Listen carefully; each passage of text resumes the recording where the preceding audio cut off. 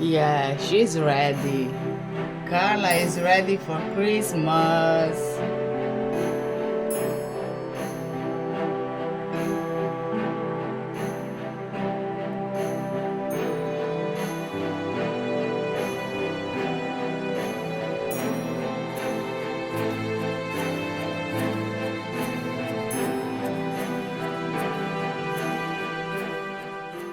Hi, I'm Kat, and today we are going to be talking about true crime, of course. I'll also be doing my makeup at the same time. And instead of the Romanian word for today, I want to ask you a question. Is there anything that you are really particular about?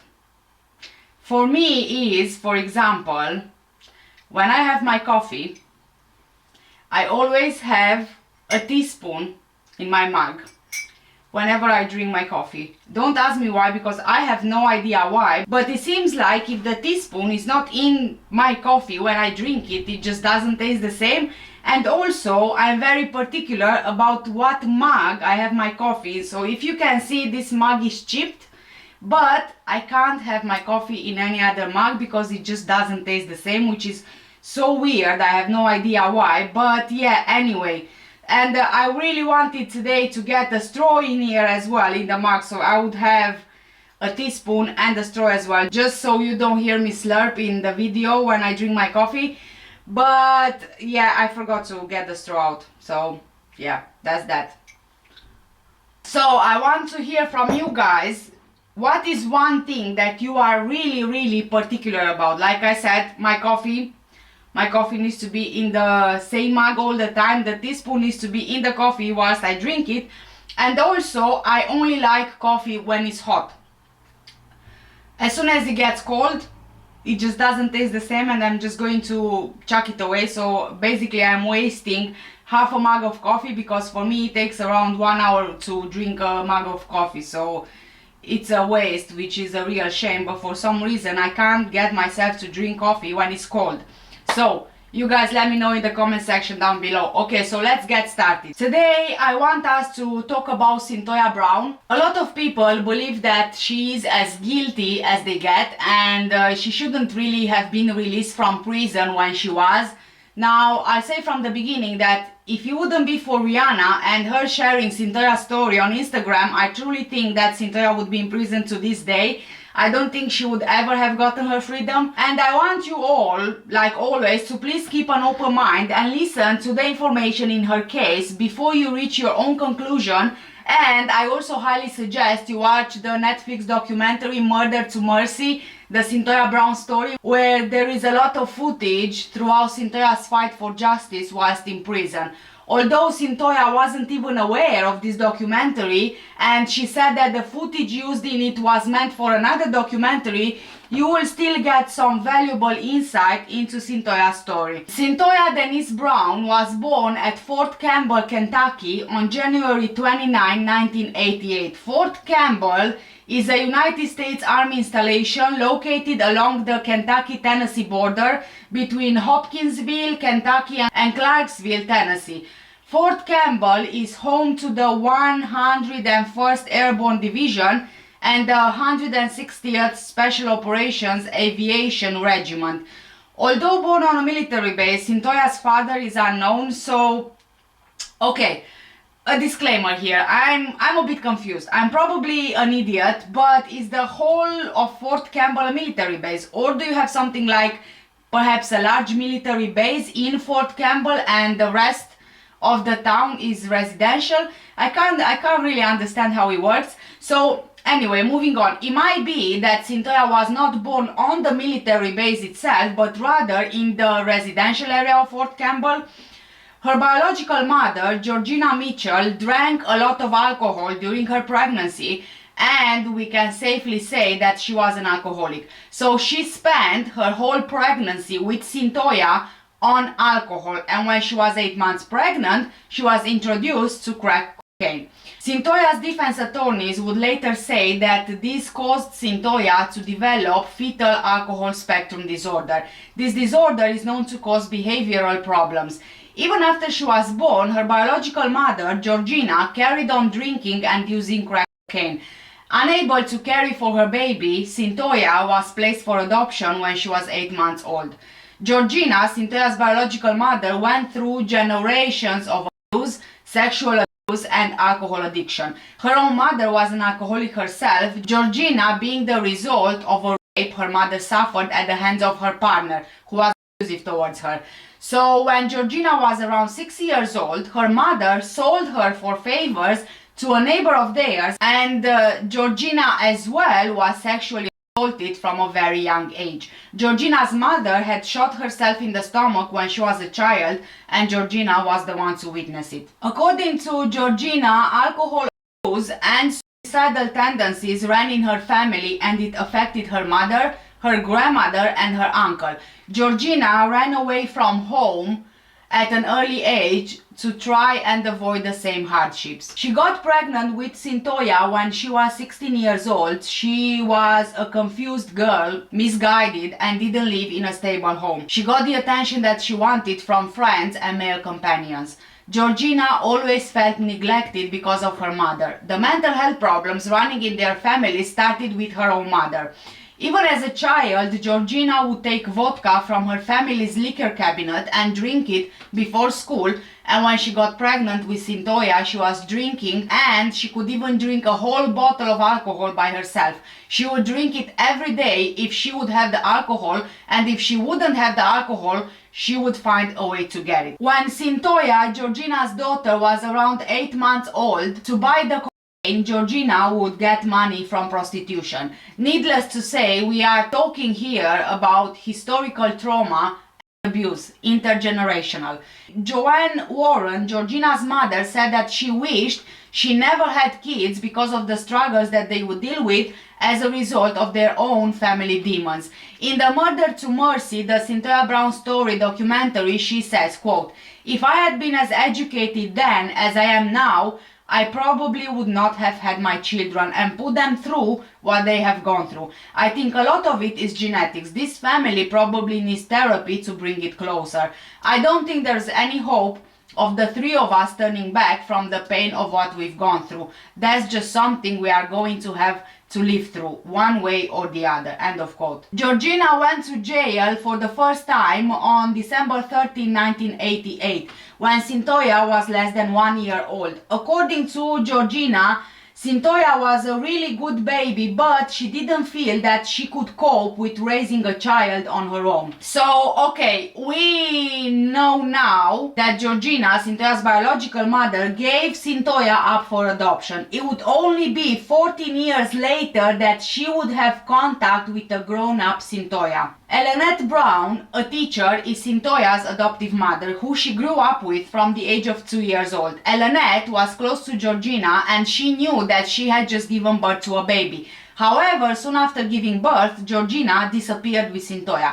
But not long after, Georgina met again with Ellenette and asked her to take care of Cyntoia for a bit, as she needed to take care of some stuff.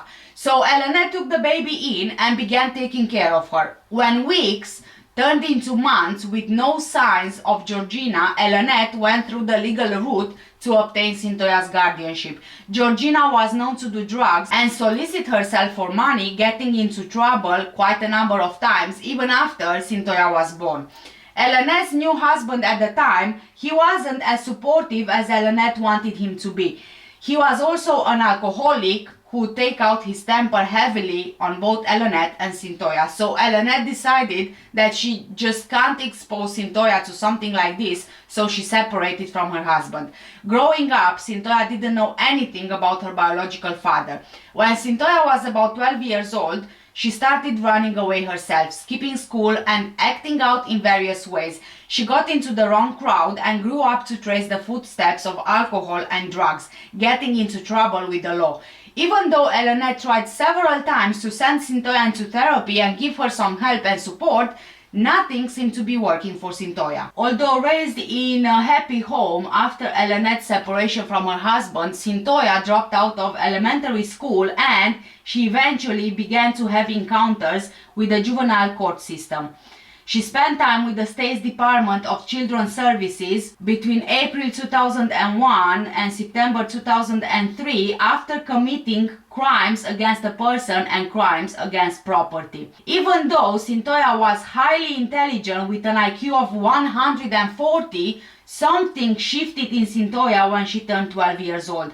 Her whole behavior seemed to change. She started drinking, not going to school, getting involved in all sorts of things, and with everything that Elena tried, Cyntoia knew that drinking and drugs won't be tolerated in the household, so what she did, she ran away. While in custody of the Children's Department Services, Cyntoia spent 2 years in their facilities, including 1 year at Woodland Hills Youth Development Center in Nashville.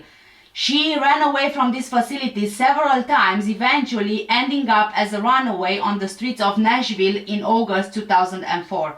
While a runaway, Cyntoia met Garion McLaughlin, also known by the street name Cutthroat, who began trafficking her. However, at the time, in 2004, Cyntoia was not considered a victim of sex trafficking, but she was considered a prostitute, although she was only 16 years old at the time. During this time, Cyntoia lived at an in-town suites hotel. According to Cyntoia, Cutthroat understood her and she really felt like she was loved and taken care of.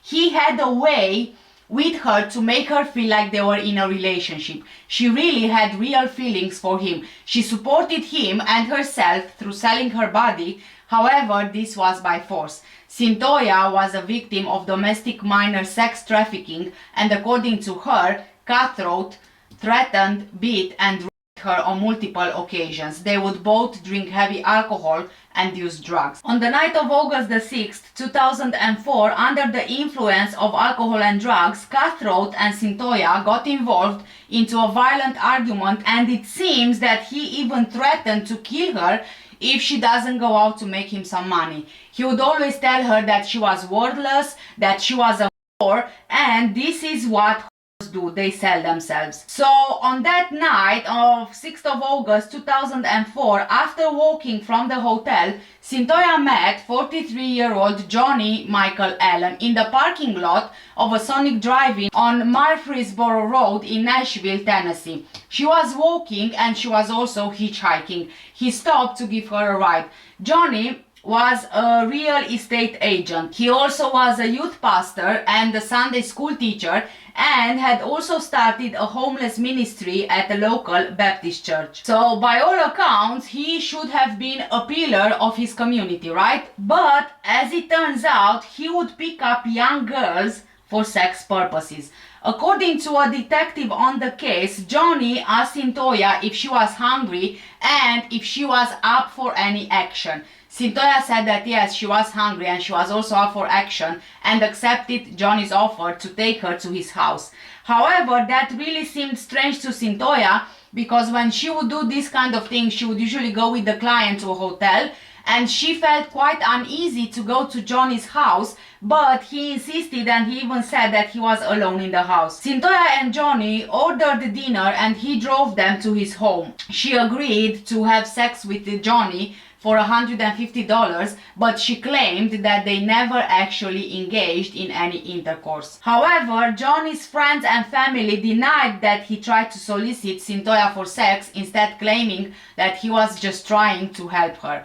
But the lead prosecutor in the case, Jeff Burks, agreed that Johnny picked Cyntoia up to pay her for sex, stating, quote, "That was a fact from start to finish," end of quote. In court documents, another underage girl who was a waitress at a local restaurant claimed that she and the other young teens working at the restaurant felt quite uncomfortable whenever they had to serve Johnny. The waitress said that he would hit on the teenagers regularly.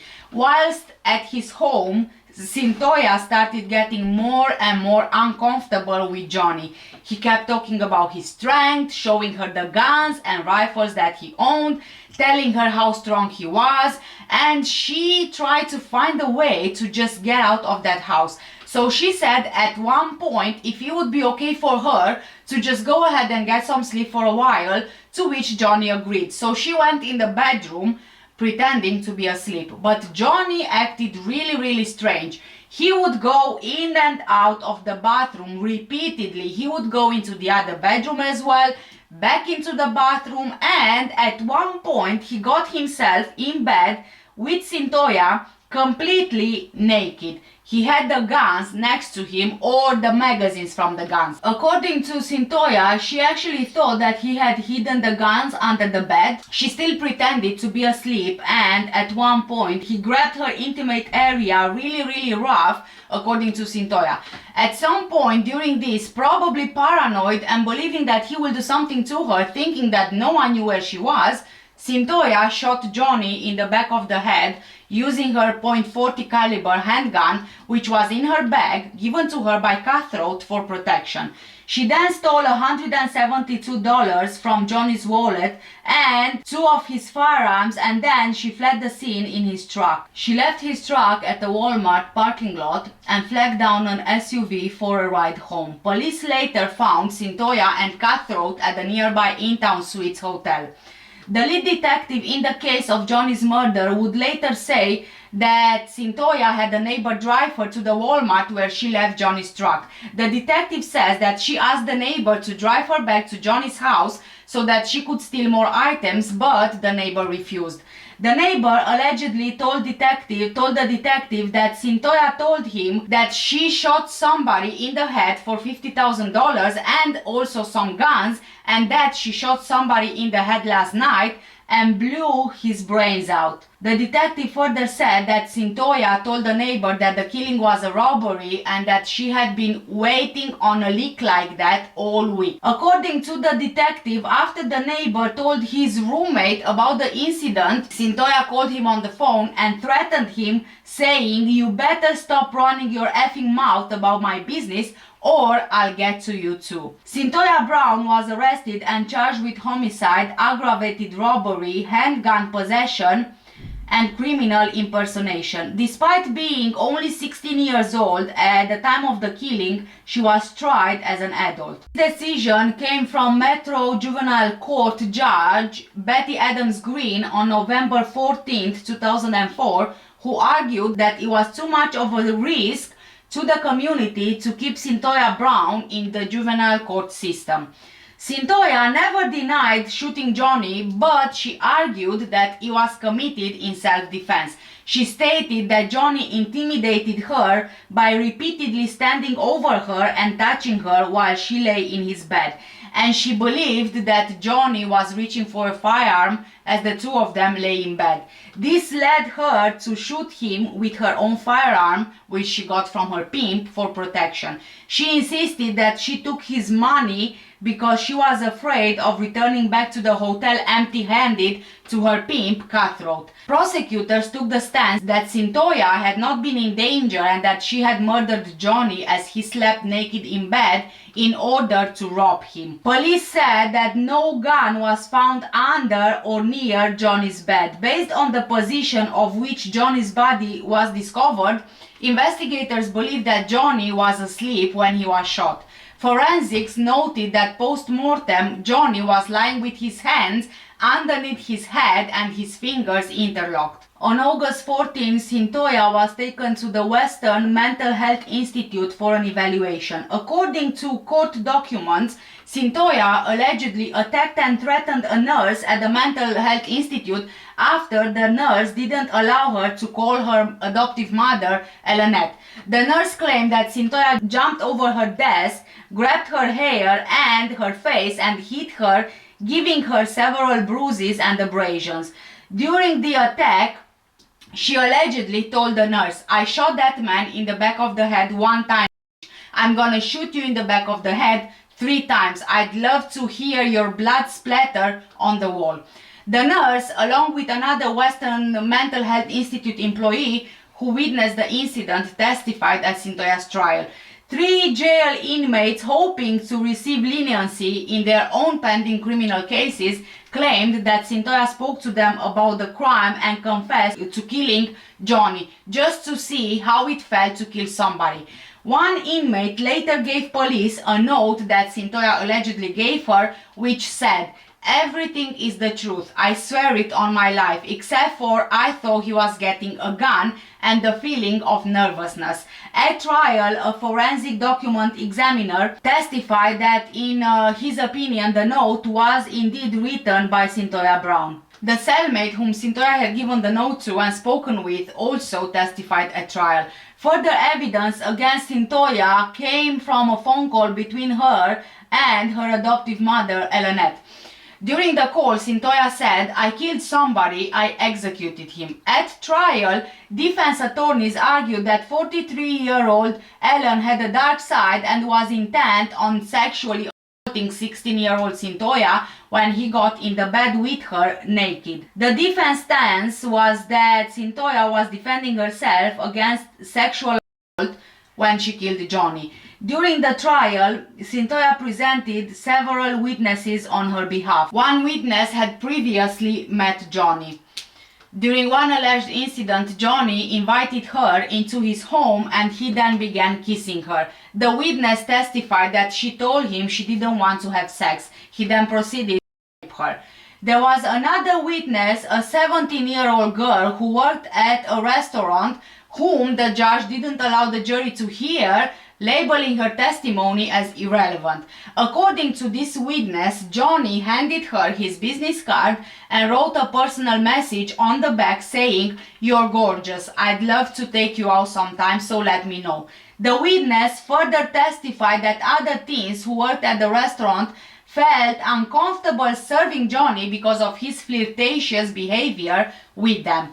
Cyntoia Brown was found guilty of first-degree murder, felony murder and aggravated robbery and sentenced to life in prison. She was 16 years old when she went to prison. She served her sentence at the Tennessee Prison for Women, a maximum security detention facility in Nashville, Tennessee.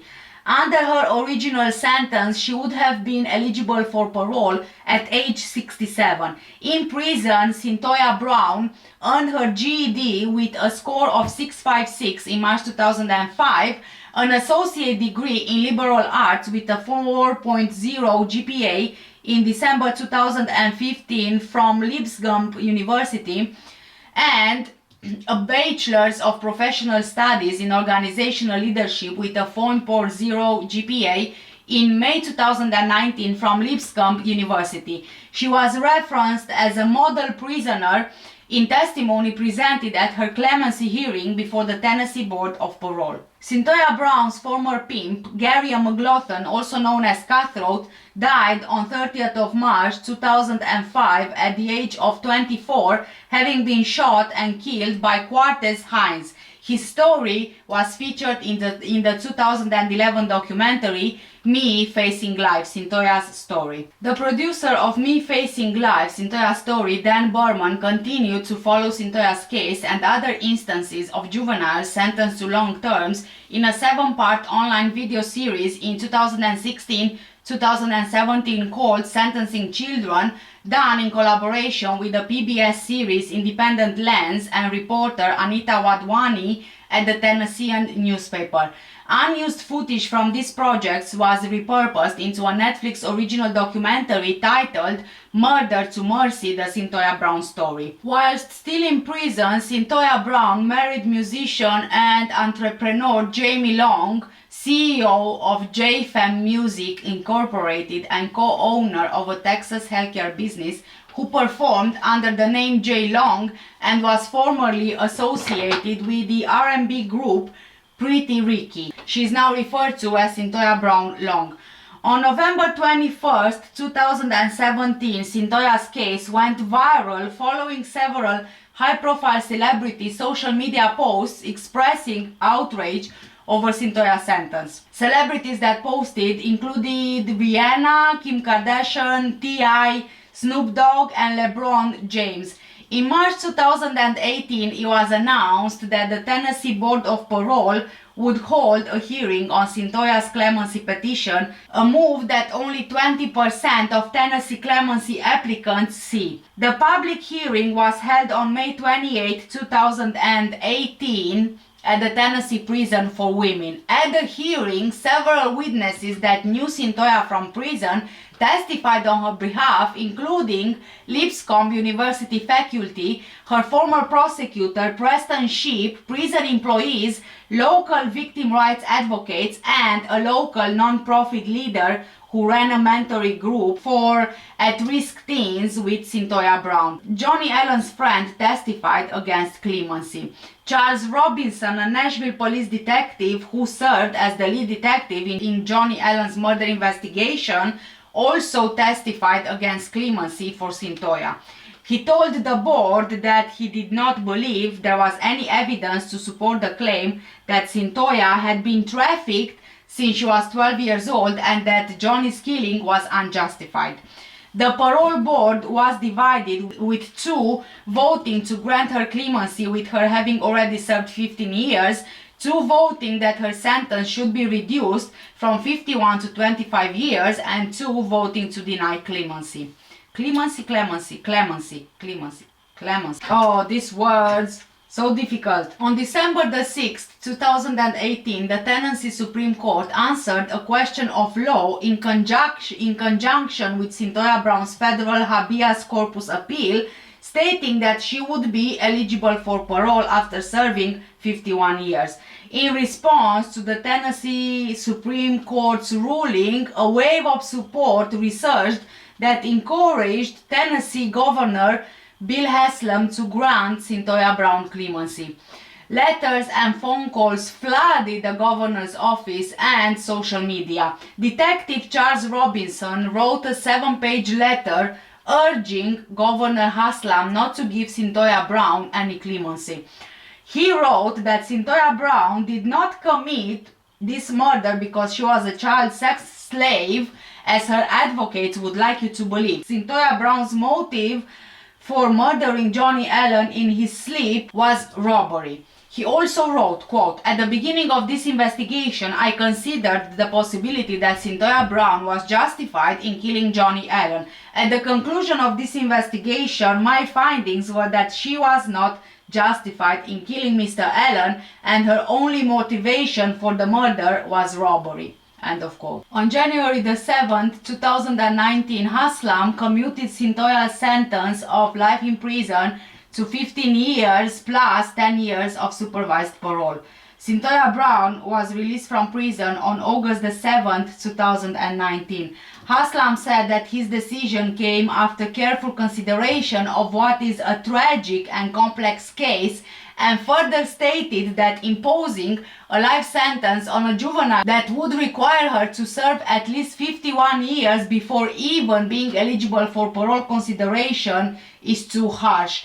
Friends and family of Allen did not approve of Governor Haslam's decision, writing on the Friends of Johnny Allen Facebook page, "Our hearts are broken today as the governor has decided to grant Johnny's murderer clemency. The activist mob, with their repetition of Cyntoia's lies and slander, managed to prevail against justice." After 15 years behind bars, you're free. Yeah. How do you feel? I mean, it's good. You know, it's a blessing. It's literally a miracle. Cyntoia Brown-Long has spent half her life behind bars. At just 16, she was forced by her boyfriend into sex work. One night, she shot and killed a 43-year-old man who had bought her for sex.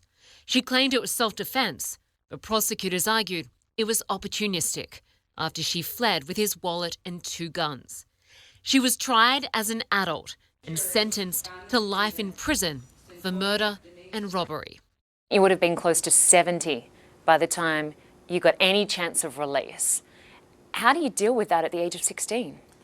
So in the state of Tennessee, I had an opportunity for parole, but it wasn't a meaningful opportunity. It was after 51 years I could be considered for release. And as I said, the prospect of that was just, I mean, it was unbearable. I couldn't imagine. From activists to lawmakers to celebrities, people of all walks of life called for justice. Before all of the outcry had happened, my attorneys had already been meeting with the governor's office and trying to talk about clemency, which clemency, less than 1% of applications are even reviewed by the parole board in the state of Tennessee. So to say it was slim to none chance of me ever receiving any kind of relief through clemency, that's an understatement. Singer Rihanna posted about her on Instagram, asking, "Did we somehow change the definition of justice along the way?" Did you understand how much support there was for you on the outside? You know, for me, the biggest thing was seeing how many people across the world, seeing teachers, doctors, single parents saying, I don't know what to do. I don't know how I can help, but I want to do something. In the United States, all underage sex workers are defined by federal law as trafficking victims. And now she's helping others understand that. And, so often we're told that there are just certain young girls who are fast, certain young girls who are promiscuous that ask for these things. And it's important for young girls to know that you cannot consent to your own exploitation. If you can't consent to a sexual relationship with an adult, then you can't consent to them taking advantage of you. There was another victim here, Johnny Allen, and his family feel like they're victims too. They lost someone. What's your message to them, given that they feel the justice system didn't work for them? I feel horrible about what happened. I feel horrible that they're still having to live with this. In a statement, they said, "Our hearts are broken because we feel like Johnny never got to defend himself. We never got to be a voice for him."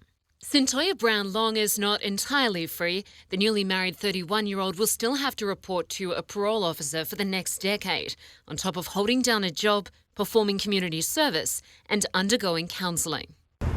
From the time that they told me I'd do life in prison, I never believed it. I always thought that one day that I would be free, and I held on to that. So You kept the faith. I did. Linda Kincaid, CNN, Atlanta. Although Cyntoia Brown admitted to killing 43-year-old Johnny Allen, not much has been said about the Antioch realtor. At the time, it's believed that Allen solicited her for sex and took her home, where she shot him in the back of the head and fled after robbing him. The defense said it was because she was a victim of sex trafficking and feared for her life. Today, Anna Spurlock-Whaley, the spokesperson for Johnny's family, spoke exclusively with News Channel 5 and said the family refuses to believe that. Absolutely not. There's no proof of that whatsoever. No, all we know is Cyntoia's version of the story and not Johnny's, and I don't believe it. There's no proof of that. No, I do not believe that. So why would Cyntoia shoot an innocent man? For robbery. To steal from him. Johnny's hands were like this. I think Johnny was begging and pleading for his life. Whaley says something good might have already come from this tragedy. I hope in my heart God has changed her life. I feel Johnny was trying to help her that night. Johnny lost his life, and in the end, I think Johnny ended up saving Cyntoia's life. She would have died on the streets of Nashville if she continued on, if she had not gone to prison. So I think Johnny ended up saving her life anyway. Whaley says she'll never stop defending her friend, Johnny Allen. Since her release from prison, Cyntoia Brown-Long has conducted numerous interviews sharing her insight and critique of the criminal justice system. She has been the featured keynote speaker for different groups across the country, sharing her testimony of surviving domestic minor sex trafficking and her experience with the criminal justice system. She has been commonly referenced as an advocate and activist. The ACLU brought in Cyntoia Brown-Long to head their national campaign urging governors to use their executive power of clemency to combat systemic injustice and racism. A memoir of Cyntoia Brown's 15 years in prison titled Free Cyntoia, My Search for Redemption in the American Prison System was published by Atria Books on October 15, 2019.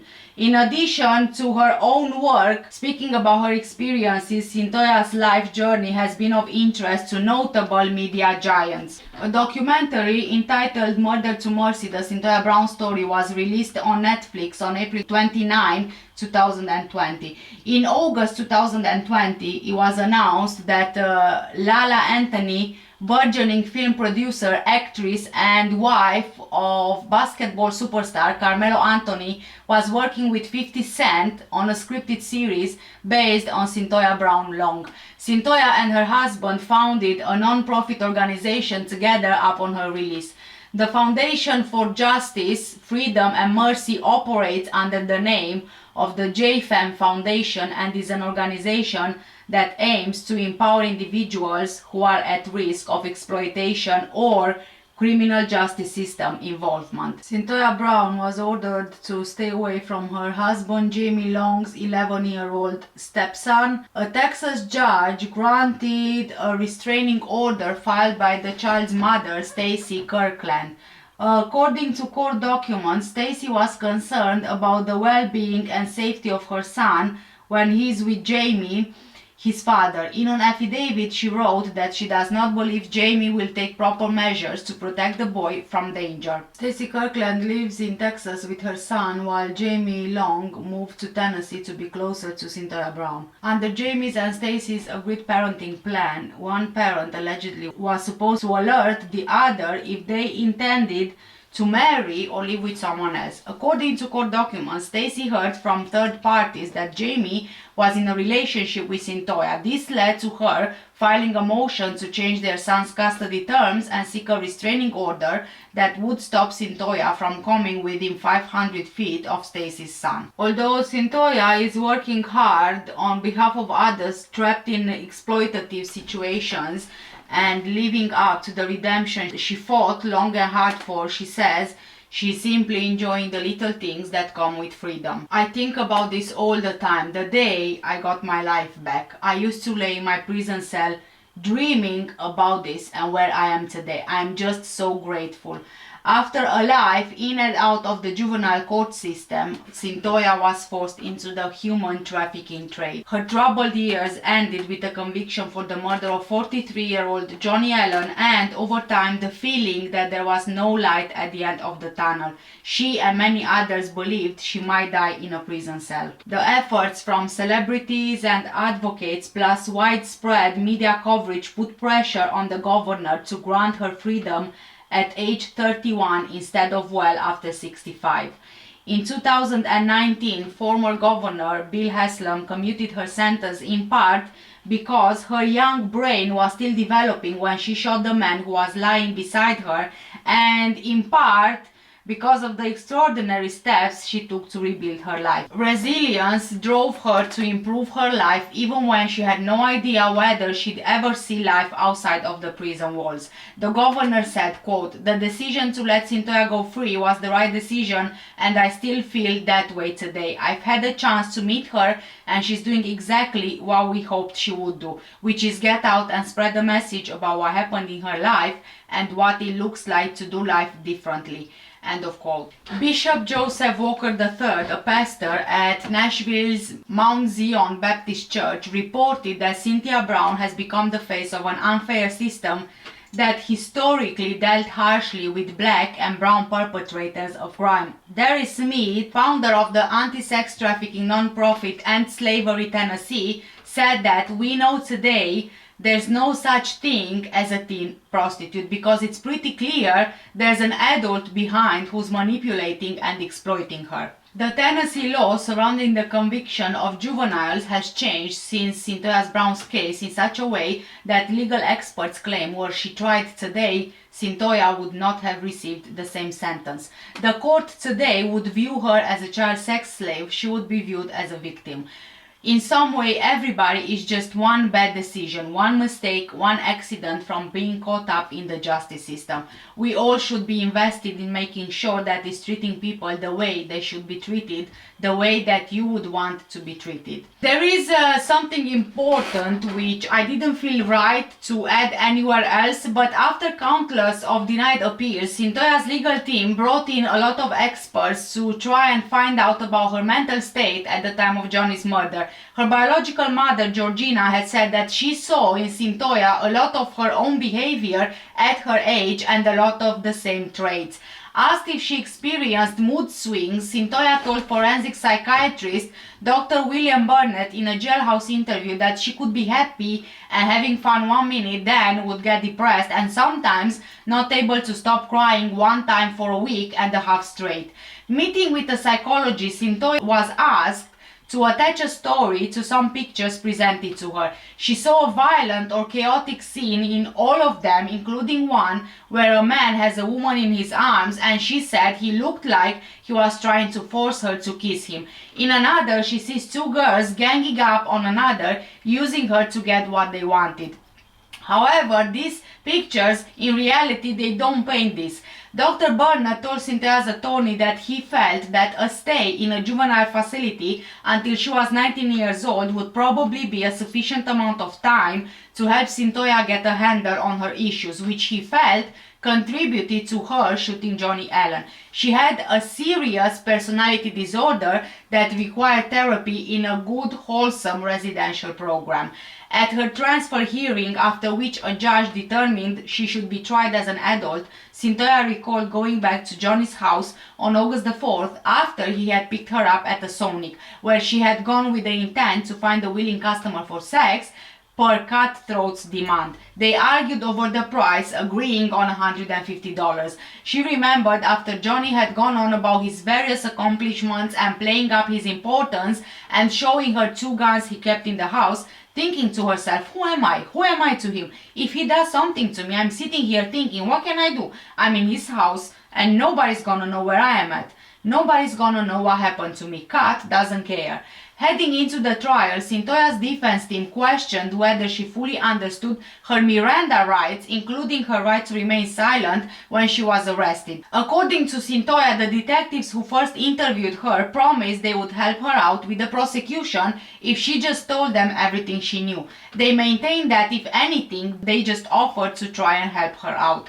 Cyntoia's post-conviction relief attorneys were drawn to take on her case after seeing the first documentary about her, Me Facing Life. They set out to find the best experts possible to explain the root of her behavioral issues, including their assertion that she was born with fetal alcohol syndrome and suffered lingering effects, and convince the powers that be that she did not get a fair trial the first time around. On November 15, 2017, local news reported on a change in Tennessee law inspired by Brown's case that made it no longer possible for a minor to be sentenced as a prostitute, went viral, leading to the celebrity attention, #FreeCynthiaBrown, making the rounds on social media.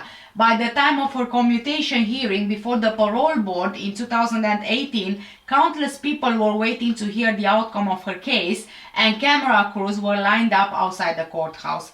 Appellate prosecutor Preston Sheep worked on upholding her conviction before meeting Cyntoia in the spring of 2009 when he taught a course she was taking in prison. He couldn't believe the girl in the case file was the luminous young woman in his class. Quote, "Time and proximity are funny things because they can change adversaries into allies," Sheep said 10 years later, sitting by her side at the parole hearing, arguing in her favor. "What I did was horrible," Cyntoia told the board, taking responsibility for her actions. "I killed Johnny Allen, he's gone, and it stayed with me this whole time. I was locked up at 16, like that was it. I have no choice but to live a different life." One of her post-relief attorneys says in the film, referring to the tragedy of Cyntoia's nearly non-existent childhood, "She didn't have a chance before she was born. She didn't have a chance after she was born." So at the end of the day, we have a 16-year-old who was a victim of child sex trafficking. She was diagnosed with a personality disorder, and by the way, her biological mother was also diagnosed with this. Remember when she said that she saw a lot of her own traits in Cyntoia at around the same age? That's how the psychologist understood Cyntoia and her behavior. And it's very well known that someone with a personality disorder starts showing signs as early as 12 years old, which sometimes are just confused with teenage behavior. Cyntoia changed her behavior when she turned 12. Her biological mom was just the same. So there is mental health problems running in this family. Cyntoia was also diagnosed with fetal alcohol spectrum disorder. By the age of 16, she already used alcohol and drugs. She was living with her pimp, who was violent and made her sell her body. For any teenager, this would mess you up big time. Yes, I can agree that Cyntoia was highly intellectual with an IQ of 140, but by being highly intellectual or intelligent doesn't even mean that, I don't even know how do I put this. Being smart doesn't make you any less likely to suffer from a mental health condition which changes your behavior to the point where you can't control it. Do you get what I mean? Someone can have an IQ of 140 and be successful, thriving in school, top of the class, yet they can still suffer from a personality disorder, a psychotic disorder, mania, paranoia, and all these kind of things. Yes, it does not justify taking a life, because Cyntoia did make the decision to kill Johnny. However, I don't think that she should have been in prison, and I certainly don't think that she should have been convicted to life in prison. What she needed was mental health support. She needed to be in a facility where she would get the support she so much desperately needed. And let's not forget that she was a victim of minor sex trafficking, and at the time she was seen as a prostitute selling the services of a prostitute. So she was 16 years old. She started to be a victim of minor sex trafficking before she was even 16 years old. She was a sex trafficking victim, not a prostitute. Today you wouldn't call her a prostitute, you would call her a sex trafficking victim, and certainly you wouldn't convict her of any kind of crimes. This is my opinion after, researching everything and reading through everything that I have read, and again I stand by my decision that although even if you are a genius, like with an IQ of 140, and you are intellectual, it doesn't make you any less prone to mental disorders, and it doesn't make you any less prone to committing an act which is kind of like because of your mental health disorder, and also because of what you have been through as a victim of sex trafficking. So please guys, do let me know, what do you guys think in the comment section down below. Do you think that Cyntoia should have spent the rest of her life in prison, or do you think that instead of being sent to prison she should have been sent to a treatment facility? Please let me know your opinions in the comment section down below. For now, thank you so much for watching. Take care, stay safe. I will see you in the next one. And also, if you are interested in any of the makeup that I use for today's video, all of the products are linked in the description down below. And I also take case suggestions, so anything you have, leave the suggestion in the comment section down below, and I'll do my best to make a video on it. Thank you so much for watching. Take care, stay safe, and I will see you in the next one. Bye!